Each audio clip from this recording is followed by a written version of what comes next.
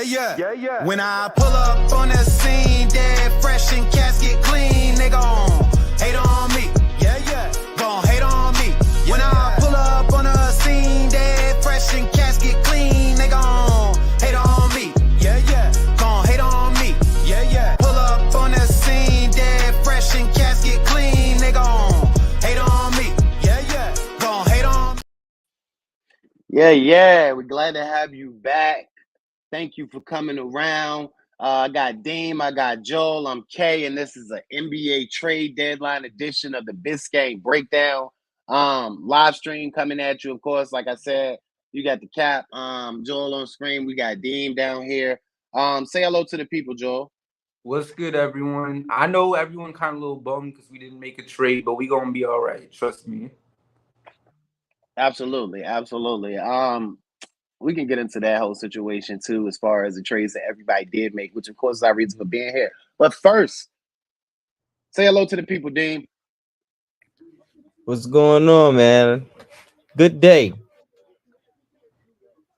Amazingly enough, Deem is positive, and I tend to side with him. So let's get right into it.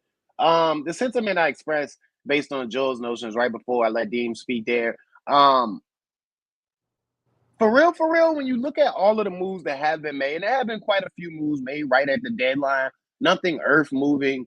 But if you want to look at it for what it is, just a couple of key role players moving.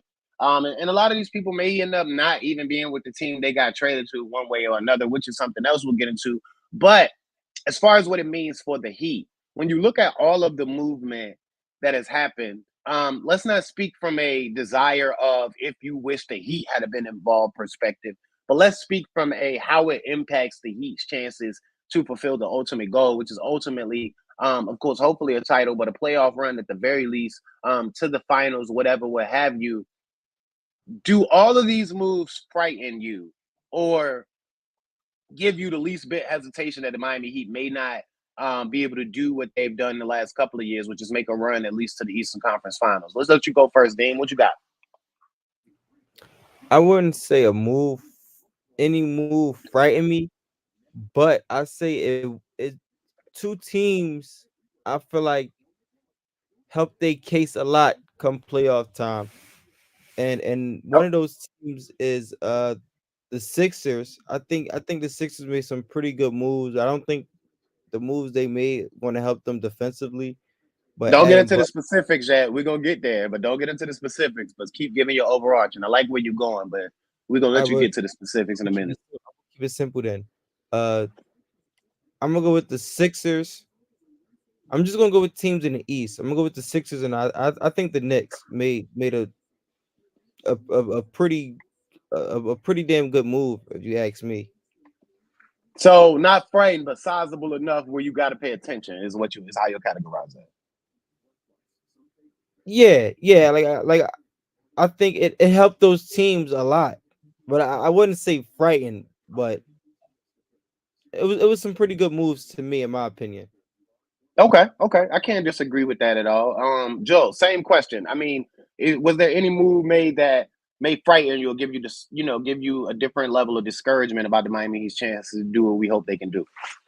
I mean, for me, it's always been Milwaukee. Well, not even Milwaukee now because Doc Rivers is there, but I mean, even then, like Milwaukee and Boston seem like the two teams that I guess could hold a candle to whatever the Heat could do this year. But I don't know because they didn't really do much. I mean, shout outs to the Celtics, I guess, for getting Xavier Tillman, which is basically, as we discussed, what behind the camera, like this is more of a insurance policy for guys like Porzingis. Don't get specific.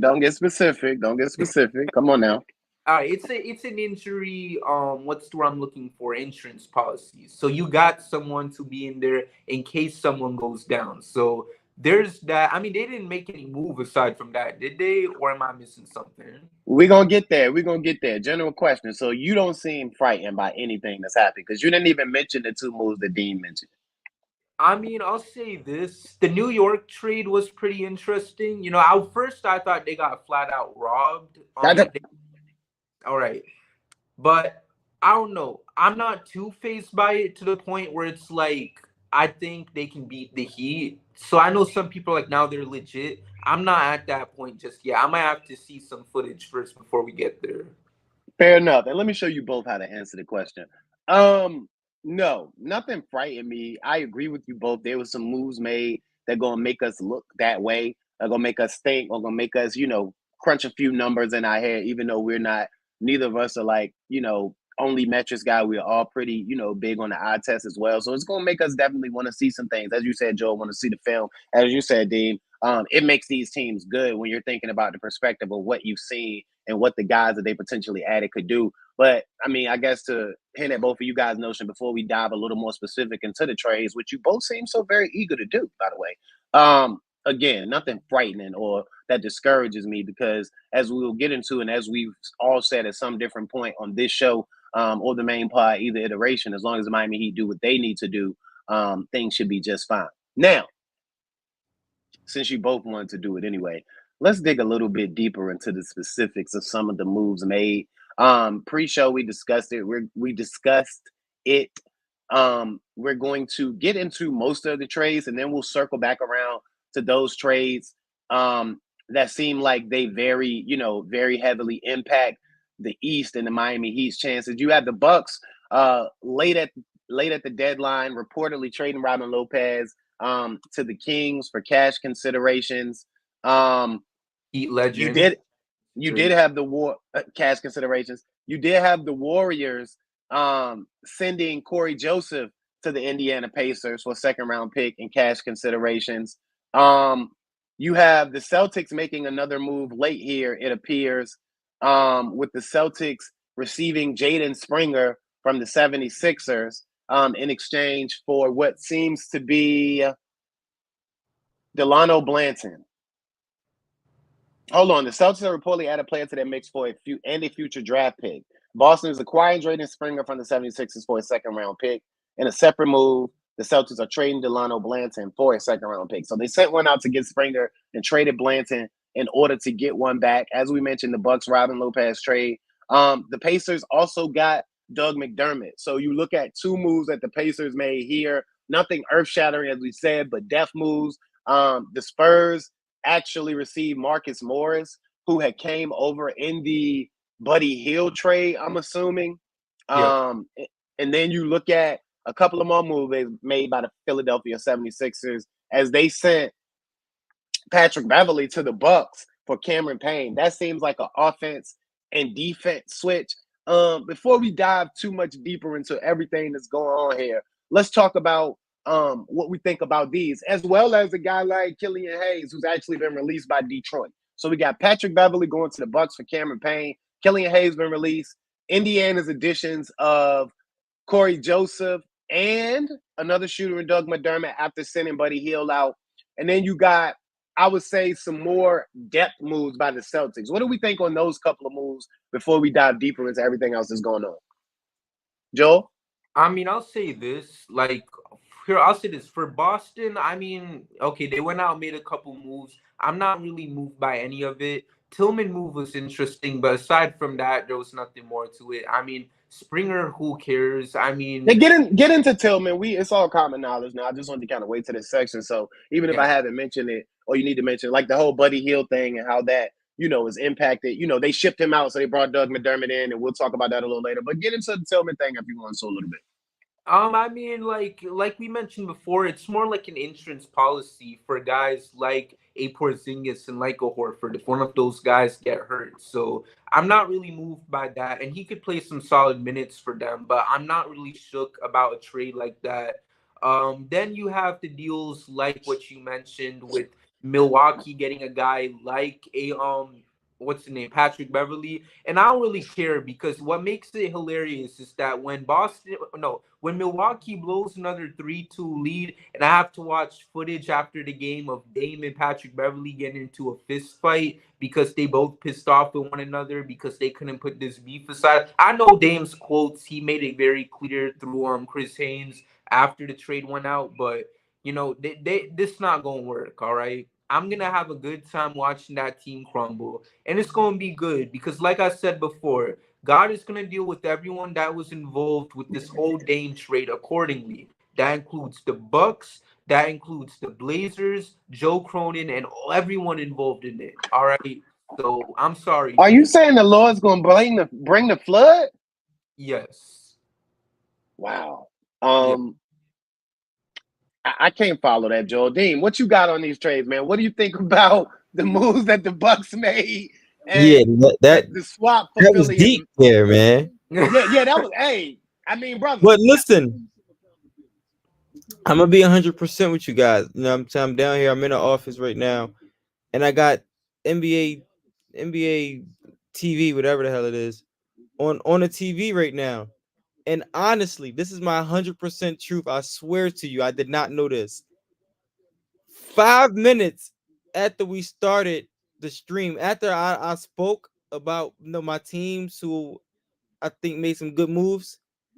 K, I swear to you, bro, I did not know Patrick Beverly was traded to the Bucks until I happened to, after I'm done talking, I looked up at the TV and I said, wait, Woj, Bucks acquired Patrick Beverly. The So funny I 100%.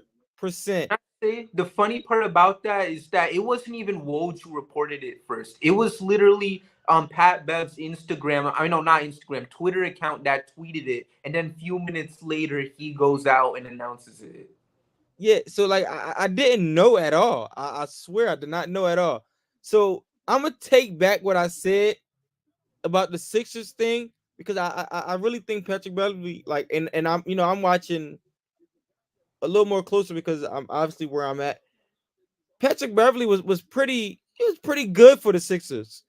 I think it was pretty good, and I think he added that defense that backcourt is gonna need with with Maxey and Hill. So I think it took it. I think it takes it away from the team, and it adds to a Bucks team who defense had a lot of questions going into the season and from what they shown. So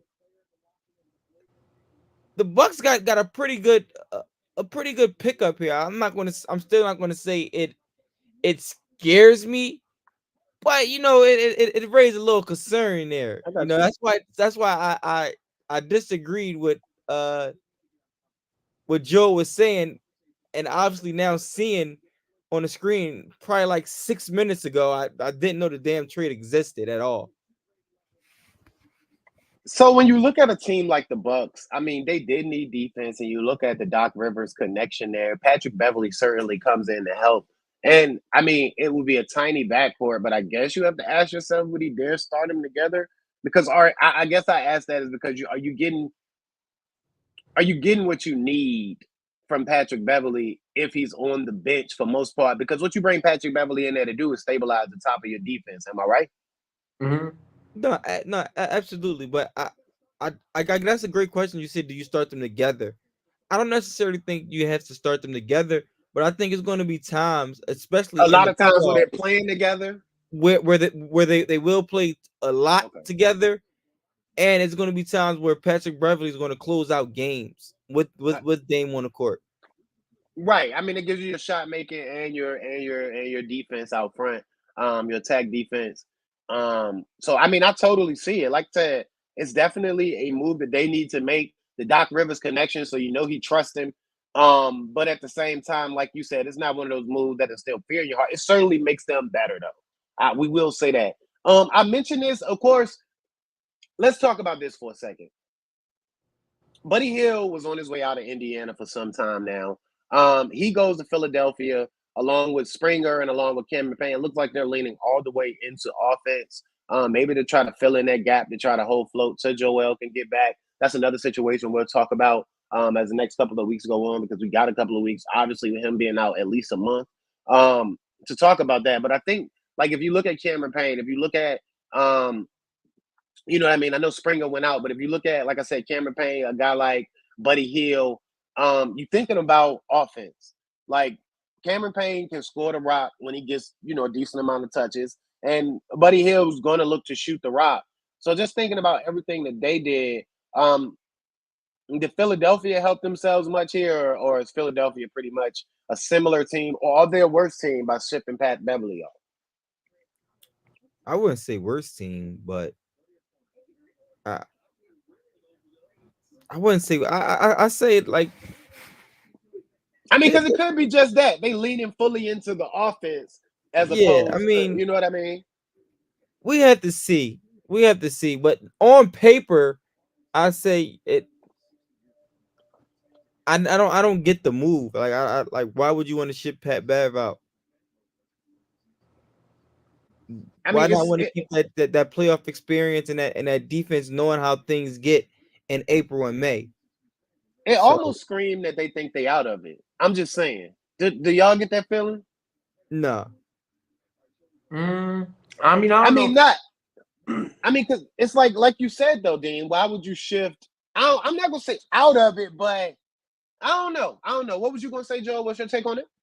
Like, I just don't know where their head is at because you're now in a tough situation with Embiid. And I know we will talk about this later, but we don't know what his status is. And at some point, you have to think about his health. And that could lead to a huge decision, which could potentially put an end to any championship aspirations they had this year. So, if you really want to be out of it and really try to focus on the future, that option is up there for them.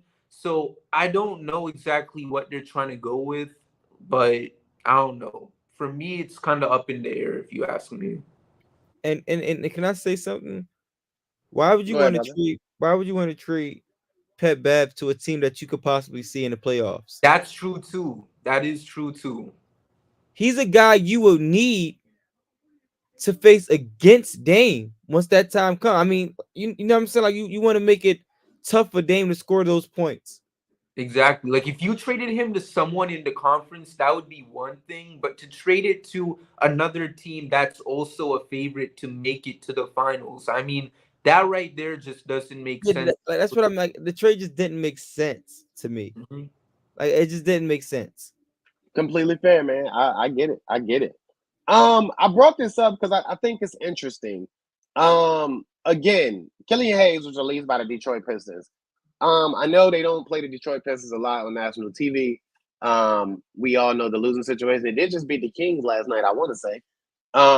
But um, Killian Hayes is a two-way guy. I guess when he's at his best, do a little bit of everything.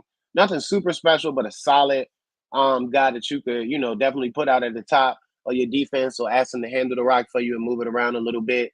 Detroit people saying that mixed opinions on the guy.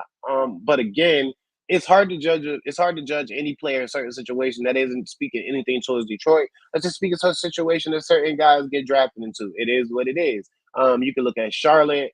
You can look at any number of different situations and have your opinion of it there. I just feel it, to be completely hard to judge certain guys in certain situations. With that being said, with him being released, and I know we're not quite on the buyout market yet, but would he be a guy that could draw interest from, any of the East contenders, maybe a Miami Heat? Just curious. Um, I Or don't did know. Terry Rozier totally, you know what I mean, quench our need there? Yeah, I mean, that's what I'm leaning towards because I mean, does the team I mean, like, I just don't know what Killian Hayes' reputation is in the league right now. I know a lot of people have been like saying stuff about him left and right, but I don't know because once when you have an established reputation, it's like you really got to go hard out there to find a reason why for these teams to sign you, and it's not a good look when you get released by a team like the Pistons. I know some people are making fun of the fact that a team that's literally out here looking like beggars in the Pistons come out here and they're like, yeah, we don't need you on our team. We're already suffering enough. Okay. Well, the word was he wanted to. The word was that he wanted to be in a different situation. I mean, if yeah, we did talk about this before the show, and at that point, I think you just got to go out there and just try to rediscover yourself as a player because right now people are looking at you as a massive bust, and like, does he have star aspirations at this point? I mean, obviously, it doesn't seem so, but you could still maybe go to another team and at least show you could be a good role player moving forward. So if you could find a new situation for yourself to thrive in, that's great. all I can say is that he has to work really hard to kind of get rid of some of the narratives that people are putting out there. Because for a long time, all I've been hearing is Killian Hayes sucks. Killian Hayes is trash. The dude is a scrub. Put him up there with Kwame Brown and all them folks.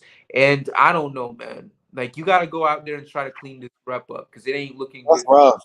And I That's know rough, man.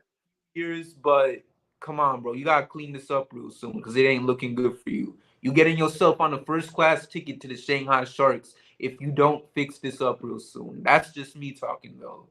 I'm just saying 6'5",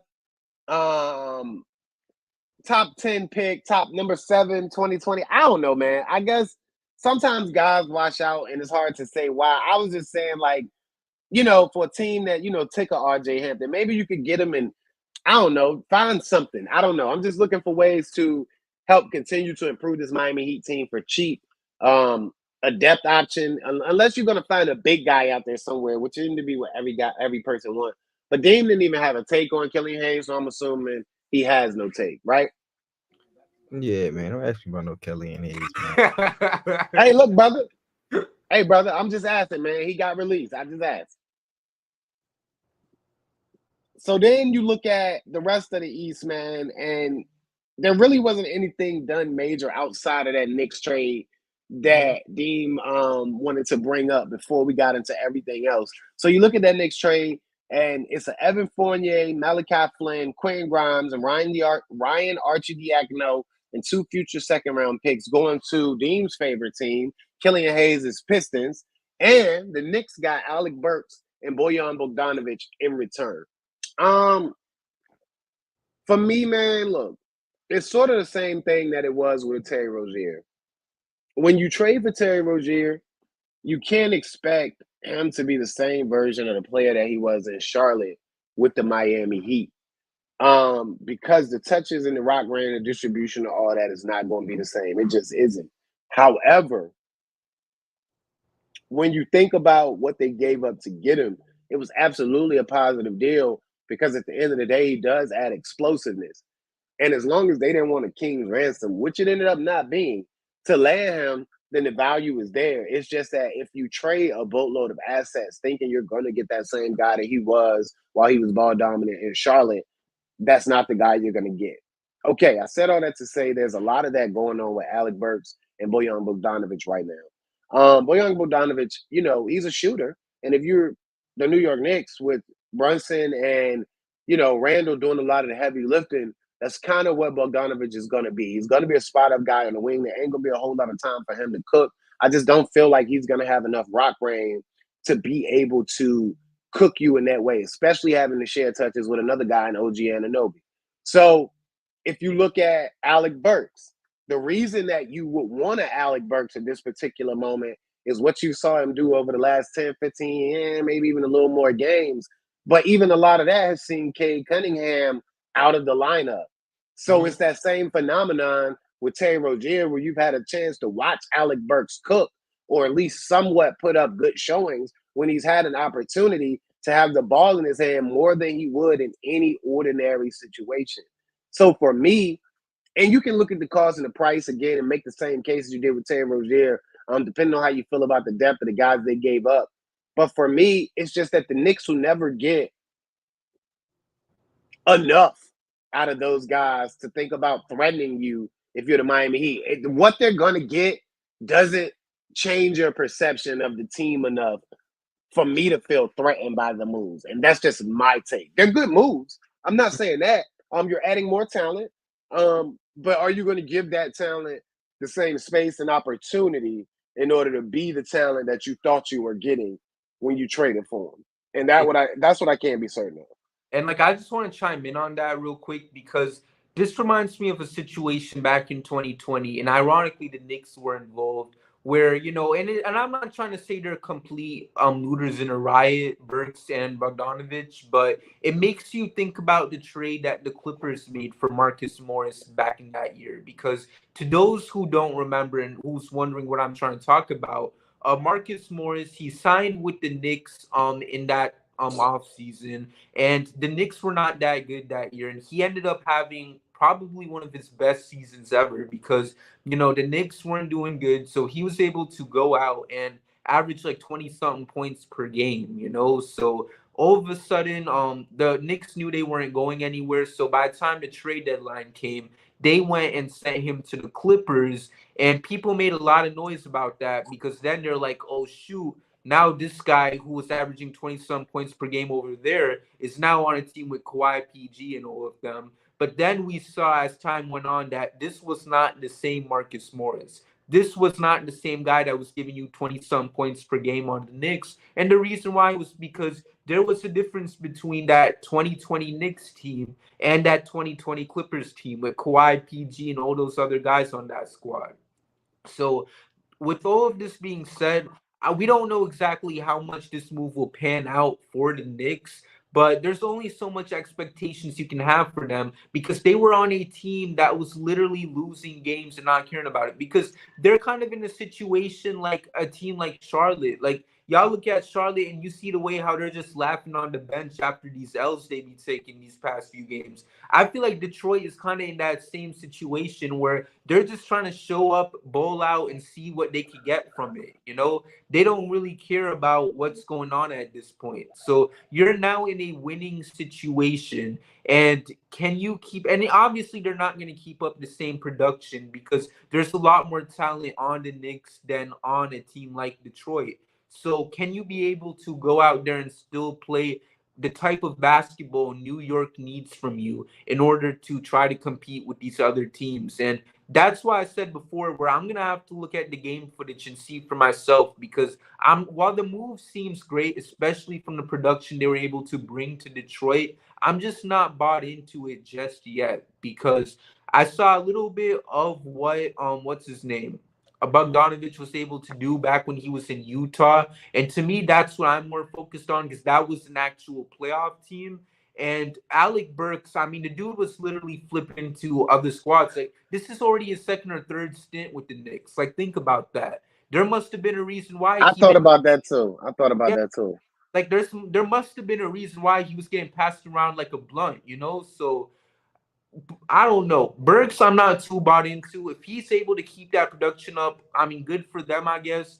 Bogdanovich, I have a little more confidence in him if I'm a Knicks fan than a guy like Burks. But we'll have to see exactly what goes on because I'm just not bought in completely to this. Absolutely. I mean, like I said, effectively, I said the same thing you did. I give them kudos for trying to make moves to improve their situation, but it just doesn't feel like a move to threaten me. Those are majorly the East move.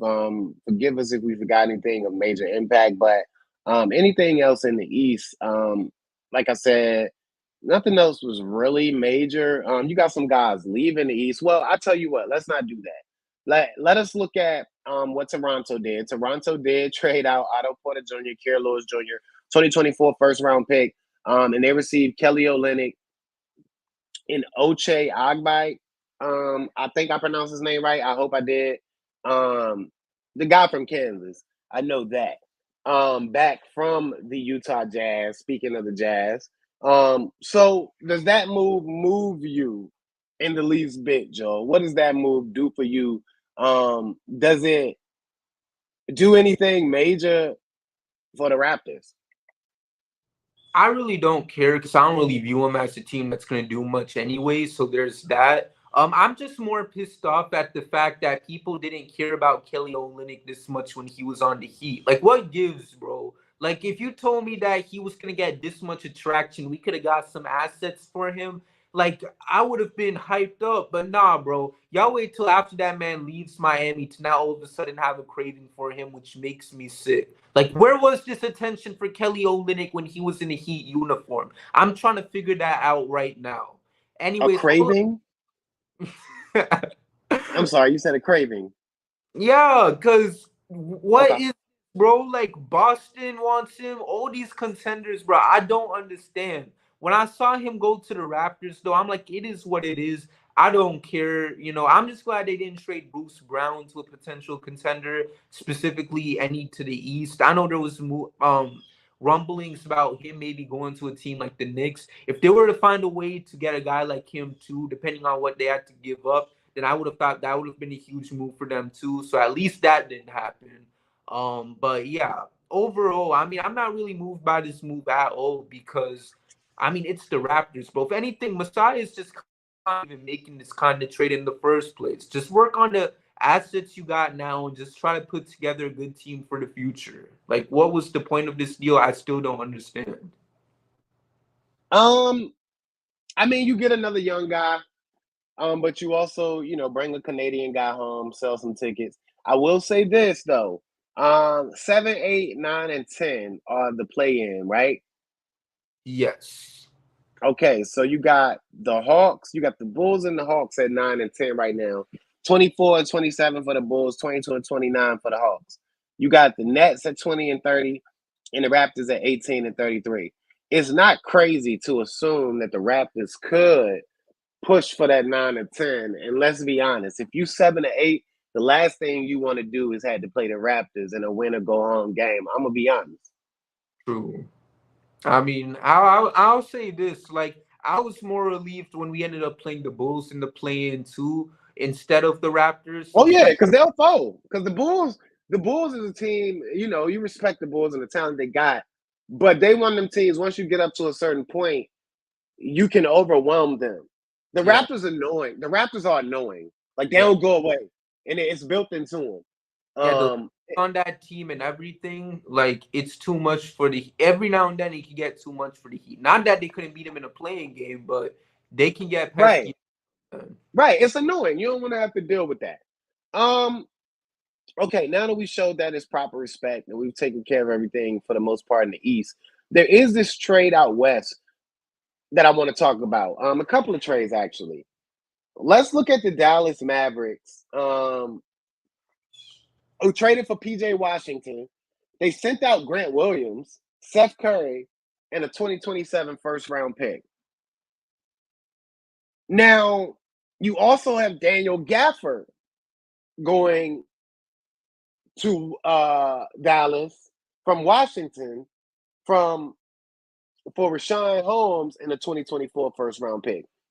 So the Mavs shipping out a lot of first-round picks, but it's not even who they got that fascinates me so much. I mean, PJ Washington going to a situation where he can win a little bit, and Gafford gets out of that hellhole that's Washington. I can say hell, that's not a super bad word.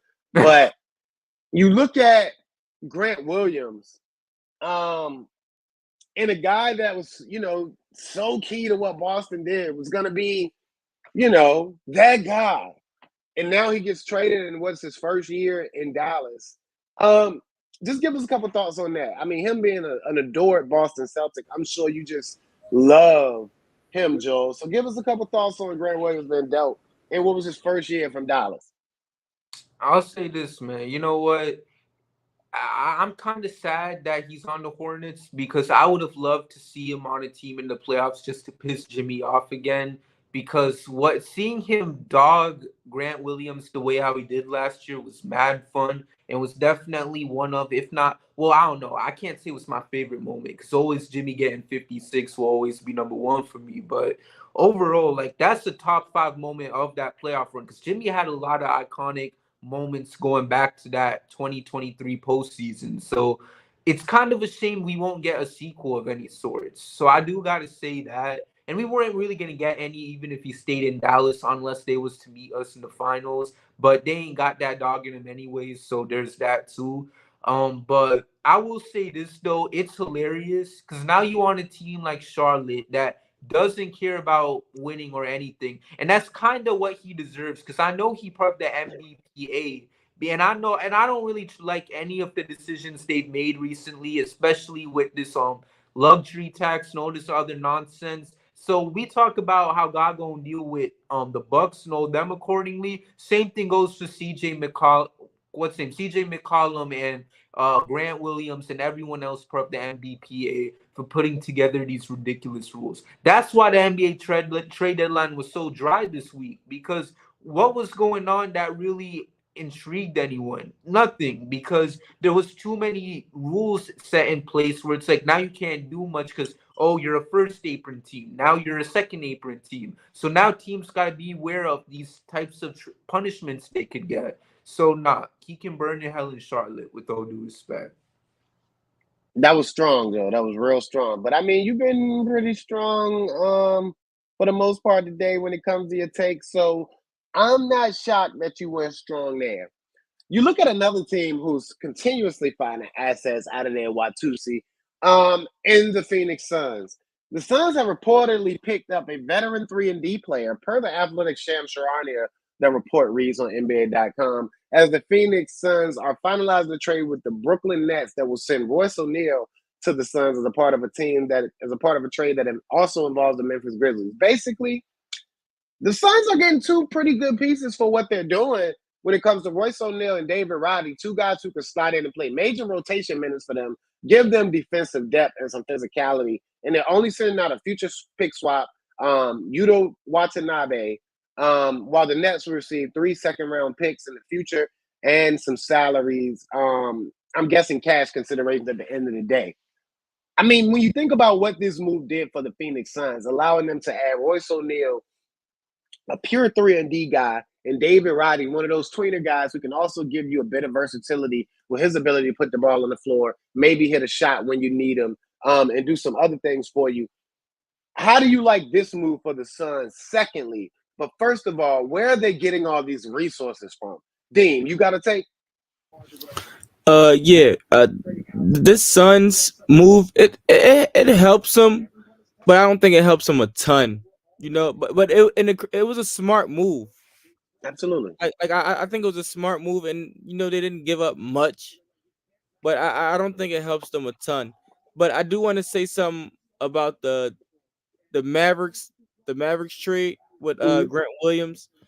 I don't think it was a smart trade for Dallas.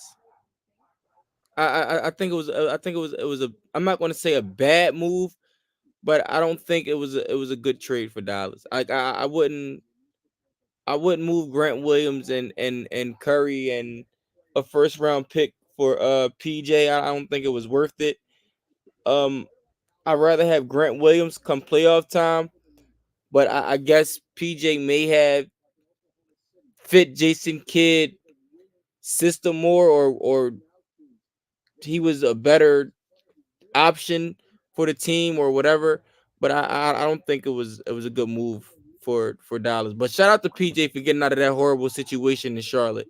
Right, and real quick, I just want to piggyback on Deem's take real quick, because to add on to it, as much as I don't like Grant Williams, I mean, he has something that a guy like PJ Washington currently doesn't have, and that's playoff experience. You know, Yeah. like the guy has been through all of it. I mean, he's been to an NBA Finals, especially. So you have that, and you trade him for a guy who hasn't even sniffed a playoff game. You know, so. It's just, I don't know. It's an interesting move to say the least. I'm just glad I get to see Grant Williams suffer, so I don't really care. I get to win anyways. I think that when you're the Mavericks, what you're thinking about is a guy in PJ who's a little bit bigger than Grant Williams, who's a lot more athletic, and who offers you more versatility on the offensive side. So it's almost like he's giving him another tool to work with from the perspective of Grant Williams really isn't going to threaten you outside of that corner. But I think that when you put a PJ Washington on the floor with a Kyrie Irving or a Luka Doncic, I think it just gives you a little bit more versatility from the perspective of the defense can't always rake in like with reckless abandon. You know what I mean? Because it's like the goal with Grant Williams on the floor is I'm a dip in. I'm a fully lean into the dip in, and then I'll just bust it to get back up to Grant Williams. Well, you can't do that with PJ because not only will he knock that shot down, but he'll go past you and dunk on somebody. So it's just a little different. If you're telling me he wanted to get a little more athletic explosion on the floor, I can buy that. Now, I'm going to tell you, the Gafford move for the Mavericks screams to me that the Lively's hitting the rookie wall, because for me, it seems like Lively was going to be their guy. I mean, out and out. And he might still be. I won't say he's hitting the rookie wall. I think that was more of a depth thing. But I think it was a good move. I think that okay, let me ask you this, Dave.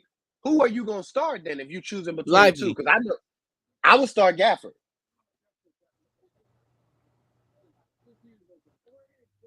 And I think they're similar type players. Lively's a little bit more bouncy, but I He's think more athletic. right. I think Gafford's instincts as far as rim protection goes and his provenness as a finisher though are what separate him. But Lively is more athletic. Yeah, I would stick with Lively in the starting lineup, and maybe it's just because I'm a Duke guy, and That's probably what it is. shout out to Lively. Oh, Shout he out a to baller. Lively. He's not from the Philadelphia area, but he played a lot of AAU basketball over here, so I got to see him a lot personally up close, and he's probably one of the second best players I ever seen play up close in person from the high school level that translated to college and the NBA. Okay. Shout out to Derek Lively. I got But it. That explains it. There's yeah, an but affinity for him because you watched him up close and yeah. early. Well, so I watched him develop from high school to obviously playing at Duke, one of my favorite college, and then at the NBA. So it's kind of a different connection there. But I like the gap. I like the move. I just think from what you said, if Dallas want to go to more towards the athletic side of the things, Okay. then you leave him in there. And I say that from But because it's if a you great look at move. you look at what they've gotten out of Derrick Jones Jr. and that explosiveness to go Yeah. along with the skill that Yeah. Luka brings, you can kind of see them leaning more into that, and I get it. Did you have anything else on that, Joe? Oh, my bad, Deem. Go ahead. Nah, I don't think it's a lose situation with them. Like, if they decide to sit Lively, I don't think it's going to hurt them a ton. Right. And I don't think it'll ever be a pure sit-him situation. They'll probably just distribute the minutes more evenly, but because they feel they need to. You But know see, what I mean? now I don't have a like. That's what I would say they'll do. They'll start them, but it obviously is going to take some minutes away from them, which Right. is perfectly fine with me. I mean, hell, that's even what Pop is doing with Wembanyama. If you look at it, I guess they noted it on the broadcast last night during the Heat game. As you know, Wembanyama's minutes have dropped down as the season has progressed, and they got him comfortably around 28. Now, back to that Suns thing. I know you said it didn't move the needle, but I think about it like this: when you have as much firepower as they have, all you need is 3-and-D guys and guys who are going to be elite in their role. And when you look at what Roddy and what Royce O'Neal have done in their previous stops, that's exactly what they've been. I really like this move for the Phoenix Suns, and I hate to say that because I never want to see Kevin Durant win another title. I never want to see Bradley Beal win a title, and I never want to see Devin Booker win the title. Well, I don't want to see Devin Booker win the title unless it's in Miami. But I never want to see Kevin Durant win another title, and I never want to see Bradley Beal win a title. I'm sorry, I'm mad. I'm a hater. It'd be like that. But I think this move does wonders for them, man, and I'm interested how this move sets them up as far as looking at the West for me from a true three-horse race. I know you got 5 teams that you can say you wouldn't be surprised. Right now, if the Suns made a run to win it, if the Clippers made a run to win it, if Denver made a run to win it, those are the realistic ones. But then fictitiously, you could say if Minnesota made a run to win it based on how they playing, or if OKC made a run to win it based on how they playing, you might be like, all right. But I think this move firmly plants the Suns up there with those 5 teams in the West as far as how we look at them and their chances to win a title this year. I disagree with you when it comes to Phoenix. I'm not on a Phoenix wagon as much as everyone else is. Me neither, bro. Me neither. I don't trust in them as much as I understand. Yeah, you got Kevin Durant, you got Devin Booker, you got Bill. Yeah, those are good top players, whatever. But defensively, they stink. I think these moves help that though. They stink. I think these moves help that though. I don't even think that they're a bigger threat, and this is like my opinion. I don't think they can beat Sacramento in a 7-game series. Wow. I'm just not confident in them at all. You mean the same Sacramento team? You mean the same Sacramento team that lost to Detroit last night? Yeah. Wow. I mean, bro, listen, that team is deep, man. Sacramento is a good team. They coach very well. I trust that team come April and May, man. Okay. All right. Well, there's that.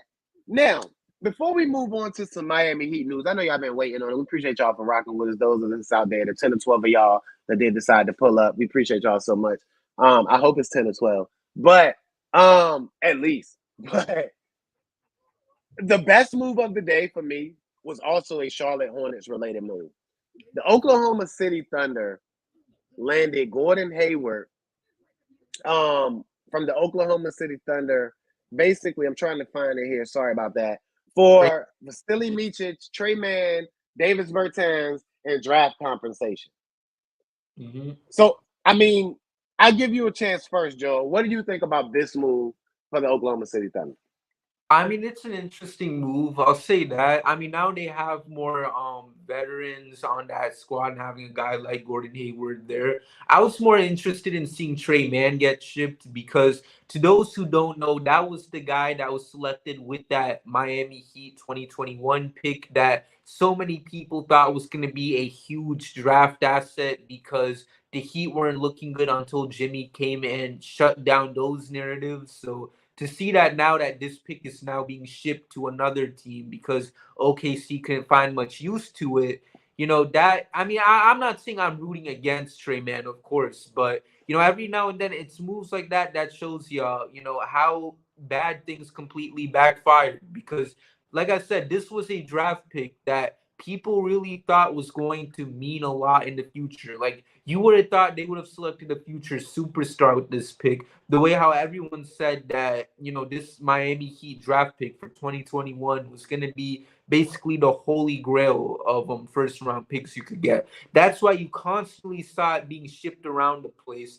especially when it came to like getting a star or whoever. I think it was sent to Oklahoma in the deal for Paul George. So it would had so much value that you were even seeing it being put into use for these types of trades that brought in stars slash superstar caliber players. So, like I said, for the move to not work out, that they had to completely move on from him in this deal for Gordon Hayward, like I don't know. I just simply like the fact that it blew up in their face simply because of the fact that people thought we'd suck to the point where that pick would basically be worth so much.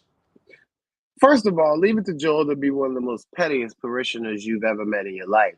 Secondly, that's another win for Pat Riley. Go.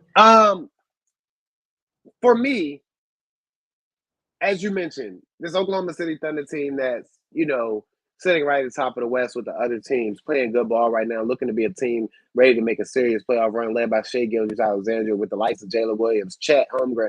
I don't want to mention the other guy's name, but you know what I'm saying. He can ball a little bit too when he's not, perusing the playgrounds. But basically, this team, they got talent. And now what they have is another veteran on their squad who can still actually get it done a little bit.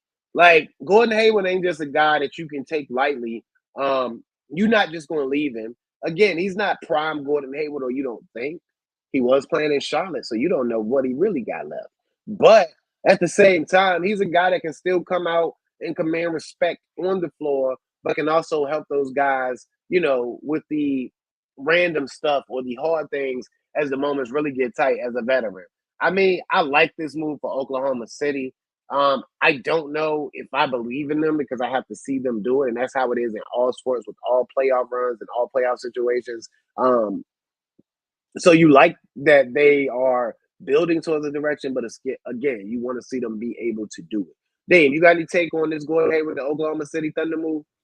Yeah, I really like that move for them, man. It gives them that vet that they was desperately missing, I think. And I think they needed another guy at that 3 spot. They got Jalen Williams there. He's a solid, he's a great player coming up, man. But I think Gordon Hayward helps them with that experience. This is gonna be their first time in the playoffs since the Chris Paul era. That 1 year Chris Paul took them to the playoffs and they lost to Houston, I believe. So it's been a while for them. Shout out to them, man. I really like what they building over there. Obviously, the Trey Man thing. I was a huge fan of Trey Man. back in college. So to see him on the where he's going to Charlotte. Charlotte. Mhm. Yeah, man, I feel bad for you, bro. Everything is Charlotte's a great city, but man, they sports suck right now. Sorry for that, bro. But shout out to OKC, man. I got a question for you guys. Do you think this helps them go up into the upper echelon team in the West? I know they like the second or third record wise in the West, but do you think this make them better than Minnesota? Mm, I don't know. 'Cause the thing is, they're too young, though. That's like my thing, and I feel like there's only so much Gordon Hayward could do for you. So that's the thing that kind of has me skeptical. Um, no, I think Minnesota has more experience, and I think Minnesota has more overall useful talent. They're about what though? Even if you rank the West, like I said, I look at those as two phantom competitors for me, contenders. Even though I'm not saying they're not, I'm saying I want to see it. But if I'm ranking the West as far as like who I think is going to win, it goes Denver, the Clippers right there behind Denver. Then it goes the Suns for me. I know you disagree, but then it goes the Suns for me. And then you have Minnesota, then OKC. Can I say something? What's up? I think Minnesota is the second best team in the West. And I think that's and Minnesota's I the can second best understand team that, in the West. but they got to show you that they can get to the biggest of biggest moments and not trick it off. When you know guys on those other teams have been proven to be able to do that. Now, if Kawhi's not on the Clippers, we're not having this conversation because they're not even playing as well. Now, Absolutely. even if they Can I were say playing something as real well, quick though. though? And I hate to say this because I love Kawhi. Like I'm a huge fan of Kawhi Leonard, man. Mhm. I don't think his body's going to hold up once April and May come. And that's something that remains to be seen because you make a good point. He's putting in a lot of work relative to other years early on. He's putting in a lot of work. And not only that, Now, I to just that want to point, though, you see how good they are when he's on the floor, though. You got to say yeah. that. Because that's what I wanted to say. Because I just feel like, and we were talking about this in the group chat the other night, like the Clippers just have a lot of talent to work with, where it's like they could win a championship if they want to. It's just that the health is a huge if for them right now. That, and also because of the fact that you have a guy like James Harden, who I just want to say I feel like it's a curse to any team he plays for come playoff time. But even then, there's only so much he has to do because he's not the number one or two guy like how he was in a team like Philly or Houston or even in Brooklyn, you know? So all of that being put together, I mean, it's gonna be I don't know. I'm trying to see Jimmy win a championship this year, so I don't need any of these guys stepping his way right now. Kawhi, you already won 2 championships. Let us get this year, and y'all can get next year if you want. Let me get Jimmy Butler a championship first, and y'all can go on this nonsense later. But yeah. For me, the Clippers thing before we move on and close the button, actually get to some Miami Heat things. If James Harden's shot isn't hit and you got Paul George and Kawhi Leonard to shoot the shots, if James Harden's a little shaky from a focus or everything else perspective, and you need somebody else to step in, you got Russell Westbrook on the bench. They got 4 Hall of Famers, bro. They can be beat because we're gonna talk about that in a second too. But they got just as good a chance as any of those other teams I mentioned in the West to win it. Anybody else got anything on the trade deadline before we wrap it up and send the 23-24 trade deadline packing? Heat in 5, like you said. Heat in 5, bro. Let's go to the finals. Let's hopefully beat Denver, LA, whoever we end up facing. Absolutely. What you got before we close this little chat on the trade deadline and hit a few hot topics before we close out, Dean? I got a little quick thing. I'm surprised. I'm super surprised that the Hawks didn't make any moves at all. I kind of knew. I kind of knew they wasn't going to trade Murray once. I heard like the noise died down a couple. I said about a week ago, so I kind of knew that wasn't going to happen. But I thought they was going to make some type of moves to upgrade their team. I expect in the offseason that team to be like gutted. Same thing with Golden State. I didn't, I think that team is also going to be gutted. But so far, like for the Heat, I expected Wiggins to go. I ain't even gonna hold you. I expected Wiggins to go. I mean, you heard the noise about Clay. I kind of That- didn't expect Clay. Like There I was a wouldn't have been chance, surprised. but Clay ain't that right. But Clay ain't the guy you expect them to do like that. Yeah, But yeah, again, yeah. you wouldn't have been But surprised. I wouldn't have been surprised. But I did expect Wiggins to be moved. So I do think those two teams is going to keep your eyes on those two teams in the off season, especially Atlanta. I think Atlanta is going to, if they miss the playoffs this year, they're going to go into full rebuild. It don't even matter though, bro. Because even if they make the playoffs, they're gonna get eliminated in the first round, or they're gonna Yeah, get eliminated yeah. in the play-in situation. So we headed for a rebuild there anyway. I'm thinking. Yeah, I'm thinking they're going to go for a rebuild. I think Golden State Would they're they going ever? a little retool. Would they ever consider? Okay, well, you just explained. You just answered the question. I don't want to get too far away from the joke because I think you had something to say. Would Atlanta ever tear it all down? Because Yeah, if they they traded tear it all down. everything, Trade Trae Young and everything. listen, I was about to say if they traded everything except Okongwu and Jalen Johnson, they would have a treasure trove of picks and two young big dudes, like literally physically big dudes, one on the wing, one in the middle that you could build out around. That's probably what I would do if you got ready to tear it all down. I think they tear it all down. I mean, at this point, why not? I mean, you already got Trey flirting with Wembanyama, so just y'all tried y'all best and it's not working. Y'all went and got DeJounte Murray for this hope that he could help revive this team. Yeah. And clearly it hasn't worked out. And it's now to a point where you tried trading him for less than what you even got for him in the first place. It didn't work, even after he had such a great tear when Trae Young went down, including some great games where he had back-to-back buzzers against the Magic and against the Heat. But even then, oh my.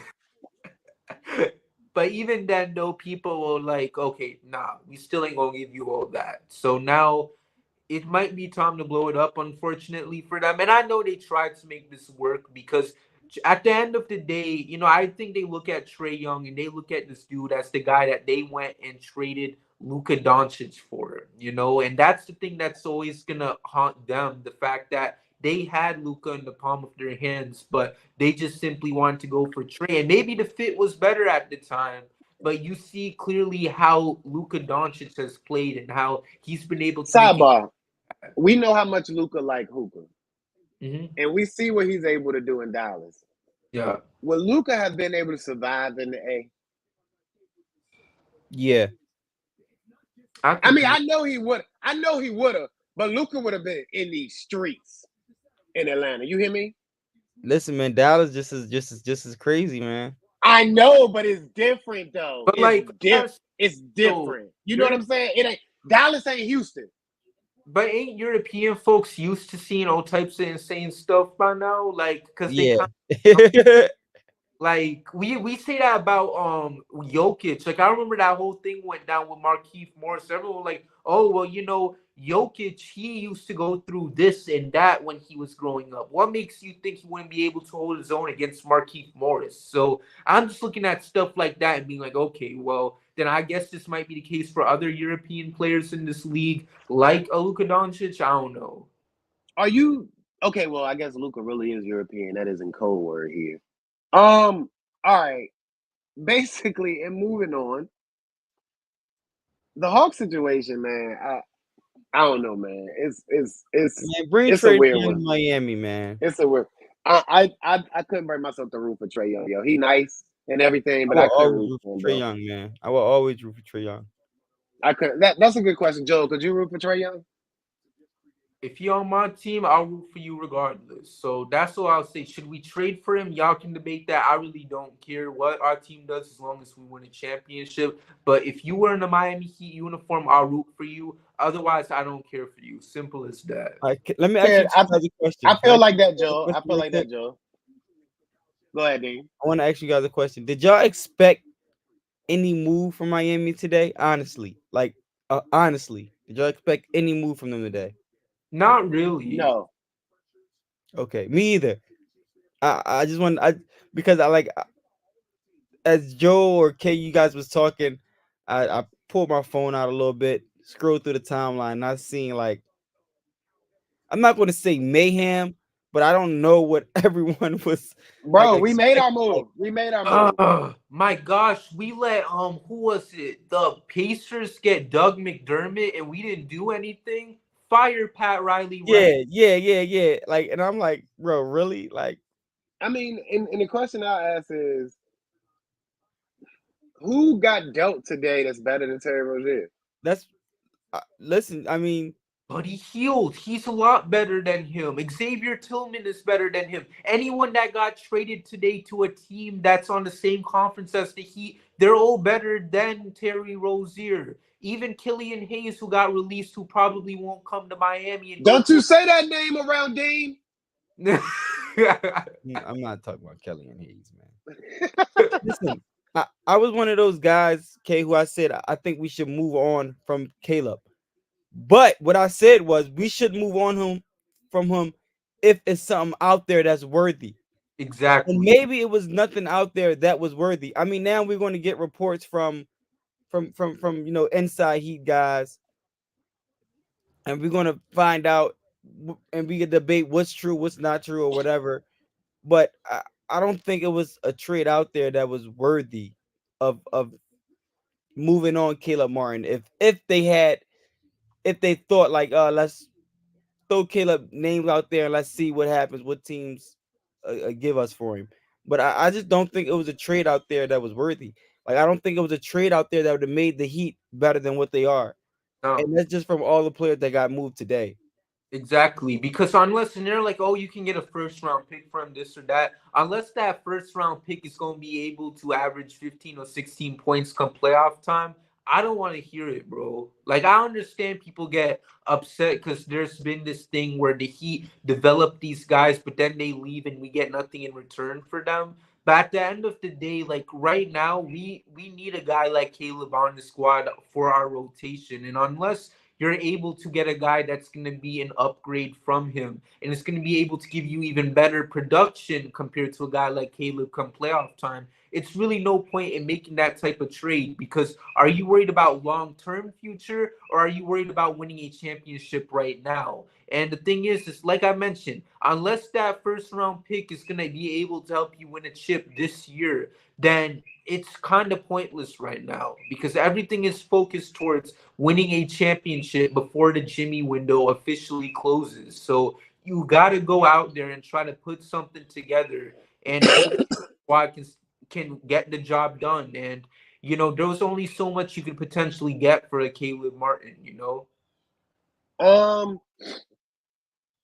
I never wanted to trade Caleb. First of all, Caleb, you had to give him a chance to get healthy. Same thing I've been saying about him and Jay Bridge.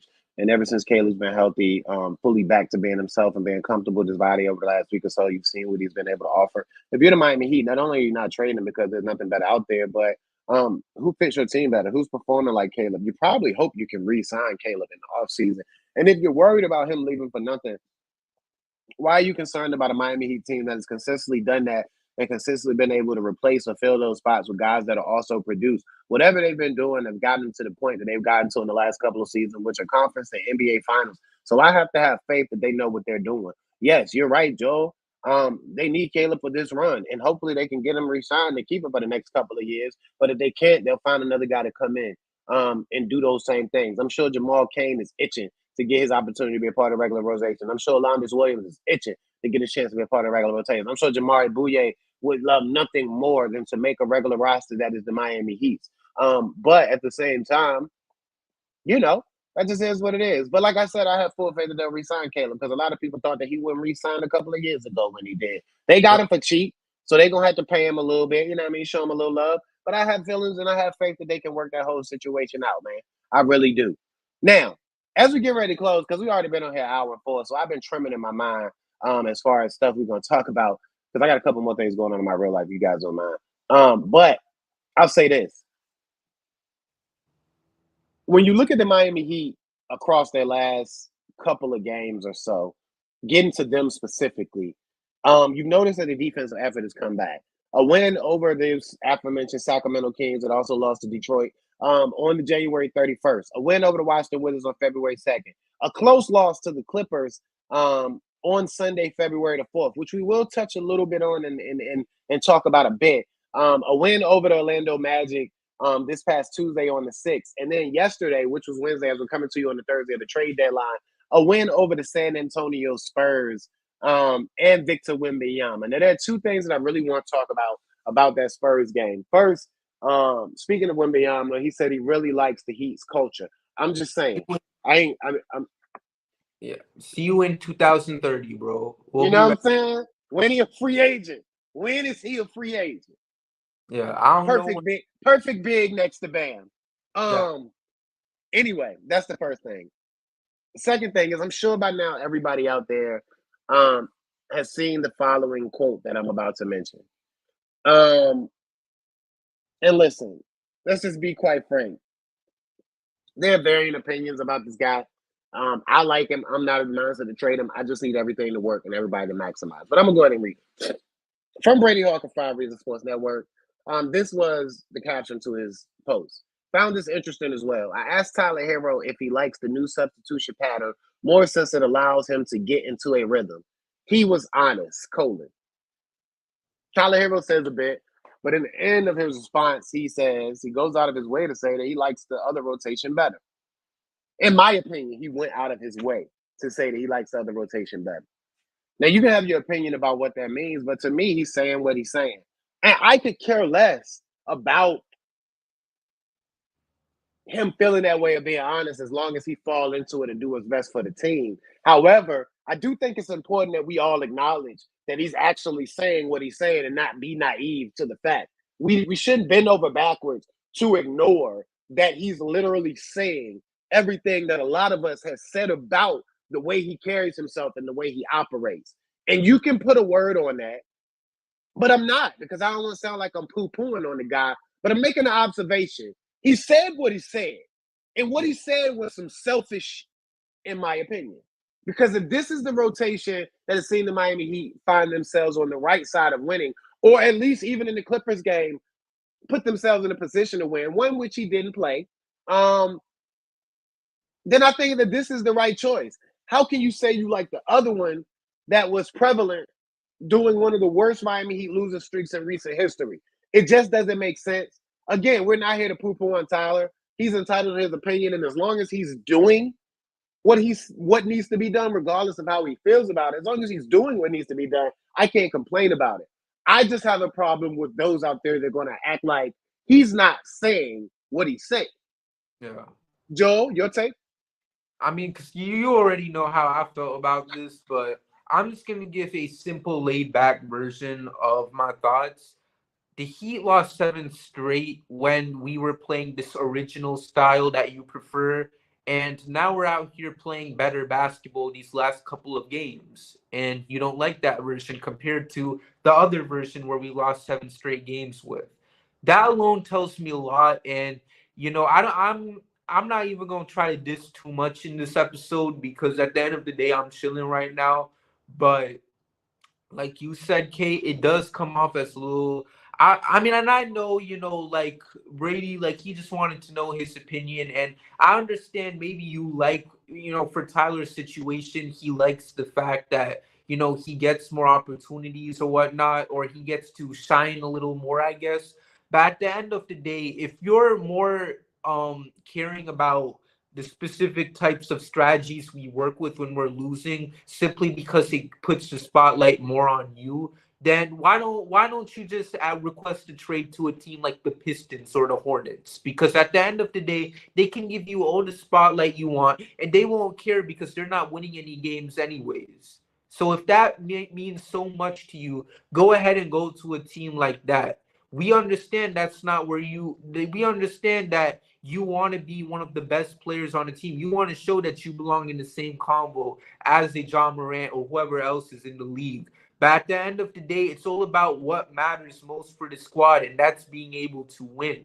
And it goes back to what we were talking about in the other pod where, I think it was the live stream we did after the Celtics game. You got to sacrifice. That is part of the Heat culture stuff that people constantly preach. Being able to sacrifice for the greater good of this team. And I'm not saying he hasn't, because clearly he's shown that he's been being able to adapt to it. But, and you know what? At the end of the day, he was simply answering a question. So I won't throw too much at him. But overall, like, you gotta look at it from a team perspective. Be grateful that they ain't even bench you yet. All right, they still got you in the starting lineup. They still trying to make this backcourt of you and Rozier work. So just be grateful for that, because that's something we've all been pushing for. So if you're more upset about this rotation and the way how things are looking right now, when it's a huge step up from what we were dealing with in the 7-game losing streak, I don't know what else to tell you. But I really don't. I'm really not in a bad mood today. If this was after a Heat loss, then maybe I'd be more unhinged right now on him. But, it's a good day right now. I don't really have anything too much negative to say about our Heat players. But, yeah, it was definitely a bit of a questionable statement to say at the very least. So, yeah. Deem, you got anything? I'm not gonna give y'all the answer y'all expect me to give y'all, but I'm just gonna say this: Tyler's making it real hard for diehard Heat fans to root for him. I say that. Like I mean, like, that was a horrible quote to say, and okay, what you said, you 100% right. He has the right to his own opinion, so like it's okay to feel a certain way, and you think you're a certain player. You're supposed to think like that. You're supposed to have that mindset. But for the greater good of the team sport, that was a horrible. It wasn't the right thing to say. Like, it just wasn't I the right think thing to say. you touched on it, Dean. You're supposed to think that way because that's what makes you you. But Right. you're not supposed to say it. You're not supposed to like, yeah. So it comes off that you are what a lot of Heat fans say you are. Like, it is what it is. And what Joe said, if this came after a Heat loss, y'all would get the reaction out of me that Well, y'all. you got to think that he's a little more brighter than that, though. He probably wouldn't say it after a loss. Yeah, but okay, and then this another thing. Like, this is gonna be, it's kind of funny, right? I'm gonna be 100% honest with you guys.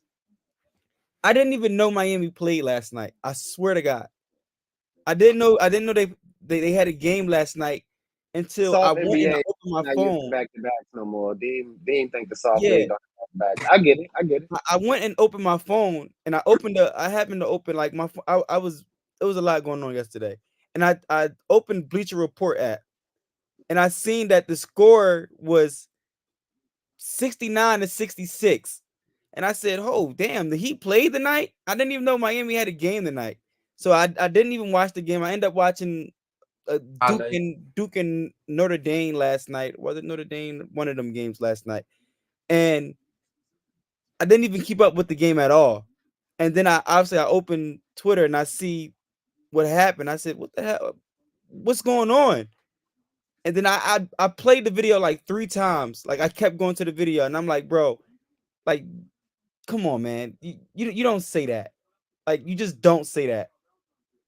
And you don't have, if this came from a guy like LeBron, a Dwayne Wade, a Kevin Durant, a Kobe Bryant, it'd be like, all right, but a guy like Tyler Hero, who hasn't made his way yet, and who the fan base is kind of like up and down with, it's like, come on, bro. Like, 1 second, like, be grateful that the Heat is even catering to you like this. Like, you're not even a whole all-star, and you're out here trying to get catered to like you're one of that guys. Like, with all yeah, respect, you're not.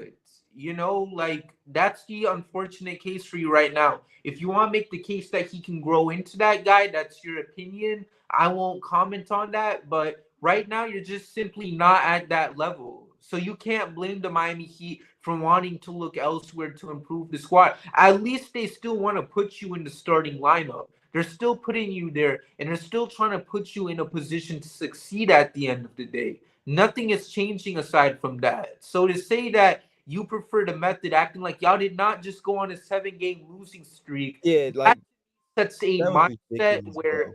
as long as the spotlight is on you, we can go 0-82 and you wouldn't care. But if we go 82-0, but we make changes that dims the spotlight a bit when it's put on you, then you're going to have a problem with it. And that right there isn't right to me, because you're not going to tell me after having one of our worst losing streaks with this type of system that Under Spo.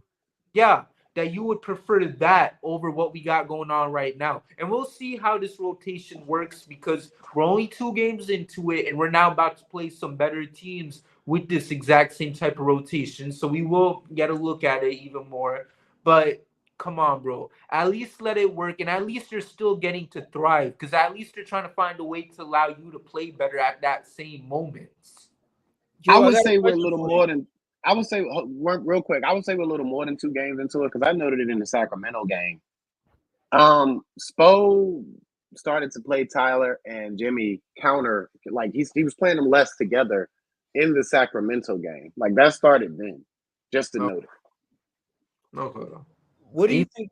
What do I you don't know. I think? was just trying to say that because I need this game. This next schedule is going to be a litmus test to see, like, because I need some statement wins. I've been saying it over and over again. I need us to get some wins against the very best teams in the NBA. I was hoping we'd get one against Clippers. Obviously, some stuff gone away. We still kept it a close game, so there's that. We didn't go down by 20 like games against Boston and Phoenix, so that is a step up. I will admit that. But I need to see some wins soon against a team like a Boston or a Milwaukee very soon. I need it for my system right now. What do you guys think Pat is thinking about right now after hearing that comment by Tyler? At the end of the day, I don't think you can really. I don't know. I mean, did y'all really think they would potentially ship him like mid-season? No, I didn't expect a move at all. But I'm just going into like, you got to be. Pat is looking at that like, that's not Heat culture. That's not what we do here. Right. Like, and it's not it just. I think Spo's thinking. I think a lot of guys upstairs is thinking like, bro, that's not what we do here. That's everything against we do here. Exactly. That's everything we do. Like that's not what we do here. That's everything against what we do here. That's everything against what Heat culture stands for. Mm-hmm. And then when you look at things in the past where Spo or even the front office, they didn't care that how much money you made or whatever. They're going to play what's best for the team. And we seen that in the Hassan Whiteside days when Bam first came, and it was times where Bam was playing towards the end of games, and his second year where Whiteside was just not playing down the stretch. So I mean, like, we've seen this before, and that comment is not a comment you make. That comment right there gets you shipped out of here very quickly. So I mean, I think it's something you got to watch out for. And I wish they would have asked Spo a question after that, like, now the next press conference or whatever media availability they have coming up. I hope we get to hear Spo opinion on that comment. I mean, has it really been mainstream like that? These comments, like, has it blown up since Brady went out and put that out there, or? I mean, not in the main media, but in Miami, yeah. I wouldn't say like in the main media. I mean, look, man. At some point, these comments are going to be addressed. Point blank. Period. I feel like even if they're not addressed verbally by Pat or Spo, you'll see somebody say something, whether it's Jimmy or whether it's another guy, that whether it's UD, that references these comments. Mm-hmm. So, with that being said, man, look, as we get ready to close, Joe mentioned some big wins. So, if you look at the Miami Heat schedule, this coming Sunday, Super Bowl Sunday to be specific, before the big game, the Miami Heat have a big game against the Boston Celtics at 2:00 p.m. Before then going to Milwaukee on Tuesday, and before ending the first half or the first part of their season in a back-to-back set against the 76ers on Wednesday before the All-Star break. The Miami Heat have a very big trio of games coming up over the next 3 or 4 days here. Boston, Milwaukee, and then Philadelphia. I tell you what, since I'm sure we'll be back a couple of times in the mix, maybe next Thursday after the Philadelphia game, and sometime in the next couple of days between the Boston and Milwaukee game for the main pod, let's just give a record prediction. I know I said I was done with predictions, but I'm gonna still give one. Who cares? How do you think the Miami Heat will do in these next 3 games, Joe? I don't know, maybe it's me being too confident, but 3-0. The Philly game you should win that, because I don't care how good Tyrese is playing. Joel Embiid's not there. Take care of business. And then I want to get those 2 wins against Boston and Milwaukee, because like I said, we are due for a statement win right now. I want to see you play Boston and show them why we took them out of the Eastern Conference Finals last year. Let them know why we still run the Eastern Conference, even if our record doesn't speak for our squad's actual success. So I want them to go out there and make that statement against them. And I want them to do the same to Run and Dunk Man and their new coach they got over there, Doc Rivers. So there's no reason why the Heat shouldn't go 3-0. And if we have to do anything less than that, 2-1 at the very least. Okay? 2-1. But I want to see us go 3-0, and that I need it in my veins before All-Star break. That's all I gotta say. What about you, Dean? I'm not sure, man. Last time you asked us this type of question, man, Miami went 0-7. So I'm not trying to. I'm taking it one by one, like they game by game right now. To after the All-Star. I'll tell you what. All right, answer this. You think it's gonna be Boston? I'm not going to say no. I'm not going to. Like, I hate Boston, bro. I can't give them that satisfaction. So I'm gonna say yeah. I'm just gonna say yeah. I'm not gonna say good deal. Good deal. I'm with Joe, man. I'm thinking they're gonna go 3-0 because they feeling themselves right now. They got their swagger back. They putting in their effort defensively. But at the very least, they're gonna go 2-1. Yeah. Because like you said, Joe, Philly smoked, packed them up. Milwaukee, we owe them one. And Doc Rivers the coach. So with that being said, man, like I think we're gonna be all right as we head into the second part of the season. Miami Heat seem to have their defensive intensity back in tow. Of course, they got to manage all of these personalities and everybody's feelings. But I think that they're figuring out some things with the rotation, man, and how to maximize everybody at the same time. Anybody else got any closing thoughts before we say bye to the people? Yeah, man. Real quick, I don't want to spend too much time on it. And I didn't say it when we was on the topic, but I think those Tyler comments might hurt the team chemistry a little bit. That's a fair thought, but I think somebody had checked them before they allowed it to get there. Yeah. What you got, Joe? I don't really think it does much, but let's go out there, keep these wins going, and like I said before, Heat in 5, bro. Come on. Always, it's still definitely Heat in 5, man. Listen, NBA trade deadline in the books. Miami Heat back on the right track, it seems. Got a big 3 games coming up before the first part of the season's over, and they head into the All-Star break. Man, it's a glorious time right now. I think things are going to go well. Other than that, though, as we always say, man, we like to thank you for lending your ear to this sound. That's Deem. That's Joel. I'm Kay. And this is the Biscayne Breakdown. We out. Yeah. When I pull up on the scene, dead fresh and casket clean, they gon' hate on me. Yeah. Gon' hate on me. When I pull up on the scene, dead fresh and casket clean, they gon' hate on me. Yeah. Gon' hate on me.